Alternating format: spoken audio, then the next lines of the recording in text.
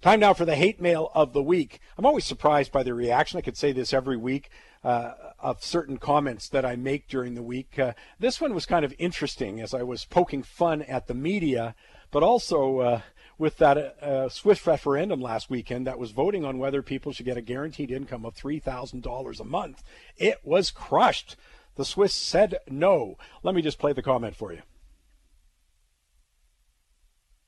I saw reports over the weekend of the Press and Politics Gala in Ottawa, where members of the press, federal politicians, spin doctors, bagmen, members of the cast of Entourage got together for a wacky, no-holds-barred celebration of the political class.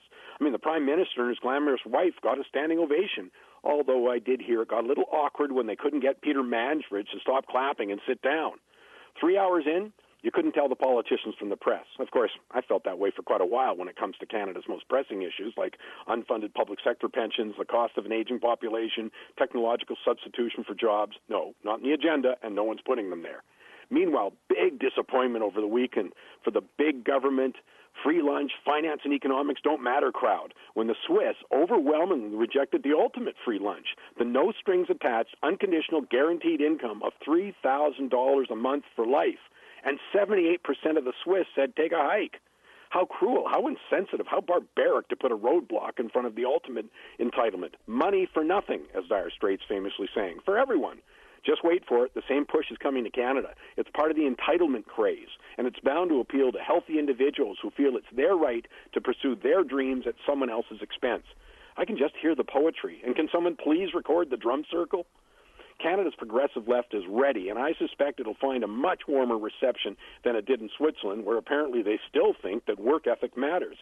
How 1960s of them. There you go. You can get, of course, every daily business comment by going to moneytalks.net. And while you're there, you might see that there's a little section called the Inside Edge. We launched that online investor subscription service I guess it was in 2012 or 13 when we did that. It was really for people who attended the World Outlook Conference and some of the online audience.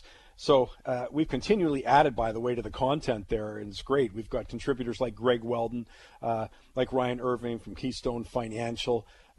We've got David Coffin. We've got quite a list of there. Plus, I write myself about what I think is happening specifically with investments. That's investments only, and what I think well, I tell you what I'm doing with my money at that point. I can't tell you what to do with yours.